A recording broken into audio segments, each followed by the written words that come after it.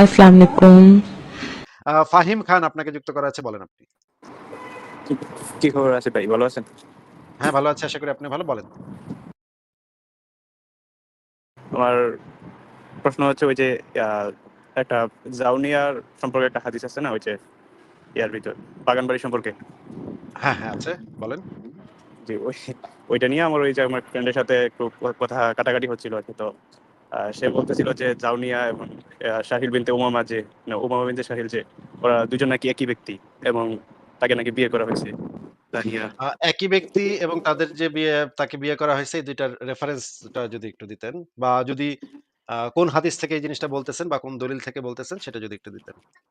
না না না, আমি তো সংশয়বাদী আপনার মতোই। তো আমি ওর সাথে ওইটা নিয়ে একটু মানে বলতেছিলাম। তো সে আমাকে এটা বের করে দেখাইছে হচ্ছে চ্যাট জিপিটি থেকে। তো আপনি যে আলোচনাগুলো করেন তার চ্যাট আমি জিপিটি তো ভাই, চ্যাট জিপিটি তো ইসলামের কোনো দলিল না ভাই। ইসলামের দলিল তো কোরআন হাদিস। এখান থেকে এই জিনিসটা দেখাতে হবে। আচ্ছা, ঠিক আছে, প্রথমে আমরা একটু দেখি, লেখাটা একটু দেখি। এটার ভিতরে আরো নতুন তথ্য আছে, আপনি একটু দেখেন তো। আহ, আ- আমরা একটু আহ, এই গ্রন্থটার নাম কি ভাই দেখা যাচ্ছে? এই যে ইমাম ইবনুল কাইয়ুমের এই গ্রন্থটারই আরেকটা ভার্সন আমি দেখাইতেছিলাম একটু আগে। এই গ্রন্থটার নাম কি দেখা যাচ্ছে ফাহিম খান ভাই? জাদুল মাআদ, ইমাম ইবনুল কাইয়ুমের অত্যন্ত বিখ্যাত একটা গ্রন্থ। জি ভাই দেখা যাচ্ছে। আচ্ছা, এই গ্রন্থের ভিতরে কি লেখা আছে আমরা একটু পড়ি। ৭৩ নম্বর প্রথম পর্ব, মানে খণ্ড ১, পৃষ্ঠা ৭৩। একটু যদি এই লাল বক্সের ভিতরে কি লেখা আছে একটু পড়ে শোনান ভাই। তাছাড়া একটা মহাশয়ের কথা যে হযরত সাল্লাল্লাহু আলাইহি সাল্লাম জাউনিয়ার কাছে বিয়ের পয়গাম পাঠিয়েছিলেন। তার বাড়িতে তিনি তাশরিফও নিয়েছিলেন। চলে গেল। কিন্তু তিনি উজর পেশ করলেন। হযরত সাল্লাল্লাহু আলাইহি সাল্লাম তার উপর তার উজর কবুল করলেন। আচ্ছা, এখানে তো কি বলা আছে? জাউনিয়ার কাছে মোহাম্মদ বিয়ের পয়গাম পাঠিয়েছিল। বিয়ে যে জি। করছে এটা কি এখানে লেখা আছে? না। পয়গাম পাঠিয়েছিল, তার তশরিফও নিয়েছিল, ওজর, কিন্তু তিনি ওজর পেশ করলেন, তখন তার ওজর কবুল করলেন। মোহাম্মদ তার ওজর কবুল করলেন। এই তার মানে তো বিয়ে হয় নাই, তাই না? জি ভাই। আচ্ছা, ইমাম ইবনুল কাইয়ুম এই কথা তার গ্রন্থে লিখেছেন। এবার আমরা আ ২ জন যে একই ব্যক্তি কিনা সেই জিনিসটা একটু চেক করি। এই লাইনটা একটু পড়েন তো ভাই, যে এখানে কি লেখা আছে? তখন নোমান ইবনে শারহিলের কন্যা উমাইমার খেজুর বাগানস্থিত গড়ে জাউনিয়াকে আনা হয়। তার কার ঘরে? ঘরটা কার? নোমান ইবনে শারহিলের কন্যা উমাইমার। উমাইমার ঘরে কাকে আনা হয়? জাউনিয়াকে। তাহলে এই ২ টা এক ব্যক্তি কেমনে হইল? ওই সে যেটা দেখাচ্ছিল হচ্ছে মানে সে হাদিসগুলো বের করছিল চ্যাটজিপিটির মধ্য থেকে, এমনকি চ্যাটজিপিটিকে বলছিল ব্যাখ্যা করার জন্য। তো সে ব্যাখ্যা করে বলতেছিল যে জাউনিয়া নাকি ওই যে জাউন কোন একটা গোত্রের মেয়ে, তাই জন্য তাকে জাউনিয়া বলে ডাকা হয় মানে। ভাই, ChatGPT তো ইতিহাসের ওই পাতায় গিয়ে তো দেখে আসে নাই, হ্যাঁ? জি ChatGPT তো অনলাইনে যে সমস্ত আর্টিকেল আছে, যে আর্টিকেল গুলা মুসলিমরাই লিখছে, এটাকে গোজামিল দেওয়ানোর জন্য যে মুসলিমরা লিখছে, সেখান থেকেই ইনফরমেশন কালেক্ট কইরা একটা উত্তর দিতেছে। ChatGPT ও তো নির্ভরশীল। এই যে ইন্টারনেটের উপর নির্ভরশীল। বিভিন্ন ইন্টারনেটের বিভিন্ন আর্টিকেল মুসলিমরা কি জবাব দিচ্ছে সেগুলোর উপরে নির্ভরশীল। এইটা তো ChatGPT কে তো আমরা সেভাবে ইসলামের রেফারেন্স হিসেবে মানে হিসেবে গণ্য করতে পারি না। রেফারেন্স হিসেবে গণ্য করতে পারি না। জি, এই আমি হাদিসে, এই জি। হাদিসটা তো ইসলামের রেফারেন্স। এই হাদিসে তো লেখা আছে শারহিলের কন্যা উমাইমার খেজুর বাগানে স্থিত ঘরে জাউনিয়াকে আনা হয়। তাহলে এটা এক ব্যক্তি কেমনে হইল ভাই? সেটা তো আমারও প্রশ্ন ভাই, যে এক ব্যক্তি তো আমিও দেখি না যে এক ব্যক্তি সেটা। অদ্ভুত। এখন গোঁজামিল দেওয়ানোর জন্য কত কিছু যে মানুষ করে, কত কিছু যে মানুষ তেনা পেঁচায়, কত কিছু যে তেনা পেঁচায়। আচ্ছা, ধরে নিলাম একই ব্যক্তি। কিন্তু মুহাম্মদকে যে গালি পারছিল, এটা তো সত্য নাকি? জি বাজারিয়া বলে গালি দিয়েছিল। গাইল পারছিল এবং মোহাম্মদ তারপরেও তার শরীরে হাত দেওয়ার জন্য হাত বাড়াইছিল নাকি? জি তারপরে কাতান কাপড় পরিয়ে দিতে বলা হয়েছে লাস্টে নাকি? জি কাতান কাপড় পরিয়ে বিদায় করে দেওয়া হয়েছিল প্রায়। পরিয়ে দেওয়ানোর দরকার কি ছিল ভাই? মানে হাতে দিলেই তো হইতো। পরিয়ে দেওয়ার ব্যাখ্যা হতে পারে যে হয়তো সে তখন উলঙ্গ ছিল, এটাও হতে পারে। উলঙ্গ ছিল কেন? বাসায় কি উলঙ্গ, ওই ঘরে কি উলঙ্গ হিসেবে আনা হয়েছিল? না, তাহলে উলঙ্গ উলঙ্গটা কি অবস্থায় তো কেউ আসার আসে না। পরে উলঙ্গ কোনো না কোনো ভাবে হয়ে গেছিল নাকি? জি, হতে যে পারে। নিজে উলঙ্গ, কিন্তু তার কথা শুনে তো মনে হচ্ছে না যে সে নবী আসবে এইজন্য সে নিজে উলঙ্গ হয়ে গেছে। এটা তো তার কথার থেকে তো এই জিনিসটা আমার কাছে তো হইতেই পারে না। এটা হইতেই পারে না যে সে নিজে নবীর কথা ভাইবা সে নিজে উলঙ্গ হয়ে গেল। এটা হইতেই পারে না। যে এখানে সে বাজারিয়া বইলা গাল পারতেছে নবীরে। তাইলে কেউ না কেউ তার উলঙ্গ করছে নাকি? জি ভাই। ওই ব্যক্তিটা কে? এটা কি আল্লাহ নাকি নবী? এখন এটা সম্পর্কে তো কোনো বলা নাই, হয়তো নবী হতে পারে, কারণ যেহেতু নবী ছিল ওই ঘরে, এছাড়া তার কোনো উপায় নেই। অথবা এমনও হইতে পারে অলৌকিকভাবে আল্লাহর নির্দেশে জামাকাপড় ঠাস করে খুলে পড়ে গেছিল মেয়েটার। এজন্য পরবর্তীতে তাকে ২ টা কাতান কাপড় পরিয়ে দেওয়ার দরকার পড়ছে। ফারাজ ভাই, এটা কি হইতে পারে না যে মনে করেন নবী চাইতো আর অলৌকিকভাবে চাঁদ যে দ্বিখণ্ডিত করতে পারে, তার পক্ষে কি সম্ভব না কাপড় ঠাস করে মানে একটা মেয়েরে করে ফেলা, উলঙ্গ করে ফেলা? হ্যাঁ ভাই, আঙ্গুলের ইশারা নাকি? আঙ্গুলের ইশারায়, হ্যাঁ, এটা তো সম্ভব। তার এটা ওই পসিবল। পর্যন্ত হলে ঠিক আছে, আঙ্গুলের ইশারা যদি আরো কিছু করে তাহলে তো ঝামেলা। জি ভাই, আমি ওইদিন আপনার মন মানসিকতাই নোংরা। আপনি একজন অত্যন্ত মানে যে আমি নাস্তিক। বলছি অন্য কিছু করলে ঝামেলা, আপনি নোংরা জিনিস চিন্তা করতেছেন, আমি কি নোংরা কিছু বলছি ভাই? জি, ফারাজ ভাই, আমি জানি কি তো বলছি আমার নাস্তিকদের মধ্যে মন মানসিকতা খালি সেক্স। খালি এই যে সেক্স এর দিকে খালি যায়। নিজের মাথায় যে চিন্তা আছে, ধরেন আমি তো আঙ্গুলের ইশারা অন্য কিছু বলতে আল্লাহর প্রতি ইমানের কথা বলতে পারি, ইমান আনার কথা বলতে পারি, ওই যে বাট নামাজের আপনি তো সময় যে ওইটা মনে আঙ্গুলটা করেন না। এরকম খাড়া করে সেটা নাকি? হ্যাঁ, ওটা করতে পারে, এটার মধ্যে যদি আঙ্গুলের সাথে চার দ্বিখণ্ডিত করার কানেকশন থাকে, তাহলে আঙ্গুলের সাথে আল্লাহর উপর ইমান আনার কানেকশন থাকতে পারবে না কেন? থাকতেই পারে। বাট আপনি অন্যদিকে কেন নিতেছেন?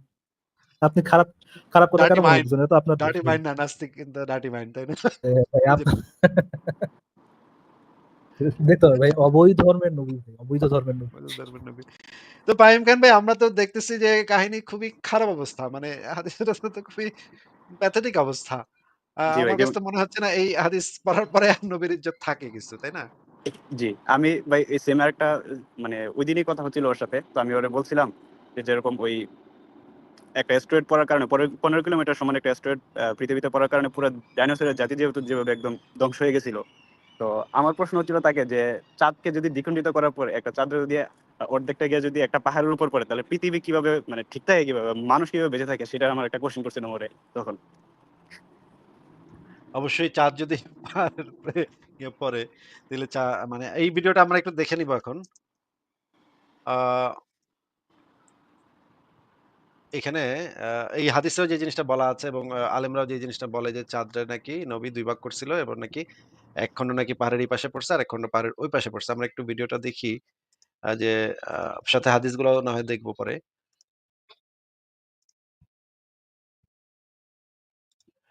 আমি ভিডিওটা ছাড়তেছি। আবু জেহেলের কাছে অসংখ্যবার, একবার দুইবার তিনবার নয়, হাজার বার রহমাতুল্লিল আলামিন আবু জেহেলের কাছে কোরআনের দাওয়াত নিয়ে গিয়েছেন। রহমাতুল্লিল আলামিন আবু জেহেলকে যে বলে, চাচা ওই যে আকাশে চাঁদ দেখা যায়, এই চাঁদটাকে যদি তুমি দ্বিখণ্ডিত করতে পারো, আমি কাজ জিবরাইলকে পাঠাইছে, ও জিবরাইল যাও যাও, আমার বন্ধুকে বিপদে ফালানোর জন্য, আমার বন্ধুকে লজ্জা দেওয়ার জন্য আবু জেহেল আমার নবীকে একটা উদ্ভট প্রশ্ন করেছে, আমার নবীকে এমন একটা শর্ত দিয়েছে যাতে করে আমার বন্ধু লজ্জা পায়, কষ্ট পায়। না না না, এটা আমি আল্লাহ হতে দিব না, কারণ আমার বন্ধুর ইজ্জত মানে আমার ইজ্জত। আপনি যদি চাঁদটাকে দ্বিখণ্ডিত করতে পারেন, সে কালেমা করে মুসলমান হয়ে যাবে। আসলে তো আপনার পক্ষে চাঁদ দ্বিখণ্ডিত করা সম্ভব নয়, আপনার পক্ষে কোনোদিনই সম্ভব নয়, কারণ চাঁদের মালিক আপনি না, চাঁদের মালিক কে? আরো জোরে বলেন, কে? চাঁদের মালিক আল্লাহ।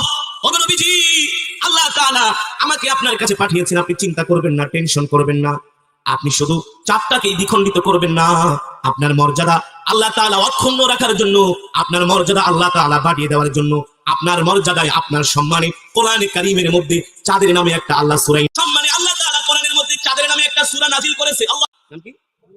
সূরাতুল কমার, ওয়ানশাক্কাল কমার। ওগো নবী, আপনার সম্মান রক্ষায়, মর্যাদা রক্ষায় আল্লাহ তাআলা কোরআনের মধ্যে একটা চাঁদের নামে সূরা নাযিল করে দিয়েছে। আপনি আবু জেহেলকে ডাকেন, আবু জেহেলকে ডাকেন, আবু জেহেলের চ্যালেঞ্জ আপনি গ্রহণ করেন, আল্লাহ তাআলা এই চ্যালেঞ্জের মোকাবেলায় আপনাকে বিজয়ী করবে। আল্লাহু আকবার। আপনাদের কাছে আমার প্রশ্ন হচ্ছে, আল্লাহর নবীর কাজ চাঁদকে দ্বিখণ্ডিত করা নয়, আল্লাহর নবীর কাজ আবার পৌঁছে দেয়া, ঠিক কিনা? আবু জেহেল, ও চাচা এদিকে আসেন, আপনি আমার সাথে বসেন। আপনি আমাকে যে চ্যালেঞ্জ দিয়েছেন, আমি আপনার চ্যালেঞ্জ গ্রহণ করলাম। আবু জেহেল মনে মনে কয়, ভাতিজা তুমি চ্যালেঞ্জ গ্রহণ করলা, কিন্তু চাঁদ তো তোমার দ্বিখণ্ডিত করা কোনোদিনই সম্ভব নয়। আসলে নবীজির পক্ষে চাঁদ দ্বিখণ্ডিত করা সম্ভব, এটা আবু জেহেলও জানতো, কিন্তু আবু জেহেল তো এই কথা জানে না। আমার নবী রহমাতুল্লিল আলামিন তো কোনো মাটির পুতুলের পূজা করে না, কোনো মাটির মূর্তির পূজা করে না, কোনো মাছের, আমার আল্লাহ তাআলার হুকুম মানে, আমার আল্লাহ হচ্ছে জব্বার, আমার আল্লাহ হচ্ছে, মনে করেছে। আবু জেহেল যেমন মাটি ঠাটিকে সালাম মানে, আবু জেহেল জানে না সালামের আসল ক্ষমতা কোন জায়গায়। মনে মনে কয়, ভাতিজা রে, একটু পর তো তুমি আমার কাছে হেরে যাও, তা ঠিক নাই, কারণ আবু জেহেল মুনাফিক। এবার নবীজি ডাক দিয়া বলে, ও চাচা সত্যি করে বলেন, আমি যদি চারটাকে দ্বিখণ্ডিত।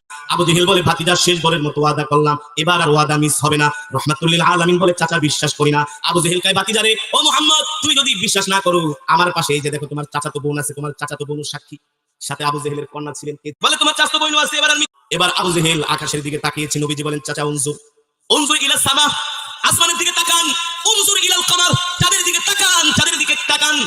এই কথা বলে যখন আবু জেহেল চাঁদের দিকে তাকালেন, রহমাতুল্লিল আলামিন বিসমিল্লাহ বলে শাহাদাতের আঙ্গুলিটা ইশারা করলেন। আল্লাহ কোরআনের আয়াত নাযিল করে দিলেন, ইকতারাবাতিস সাআতু ওয়ান শাক্কাল কমার। এ চাঁদ, আমার বন্ধুর বরকতে, আমার বন্ধুর মর্যাদা রক্ষায় চাঁদ তুই দ্বিখণ্ডিত হয়ে জমিনের ভিতরে আসে পড়। আল্লাহু আকবার। আমার নবী শাহাদাতি আঙ্গুলি চাঁদের দিকে ইশারা করতে দেরি, চাঁদ দ্বিখণ্ডিত হয়ে এক টুকরা পড়ে গেল জমিনে, আর এক টুকরা পড়ে গেল পাহাড়ের উপরে। আল্লাহু আকবার। চাঁদ দ্বিখণ্ডিত হয়ে গেছে, দুই টুকরা দুই দিকে পড়েছে। আবু জেহেল অবাক বিস্ময়ে তাকায় আছে। এটা আবার কি দেখলাম? এটা তো কোনোদিন হওয়ার কথা না, এটা তো কোনোদিন হওয়ার সম্ভব। আচ্ছা, আমরা দেখলাম ভিডিওটা। আমাদের ইয়া ভাই চলে গেছে।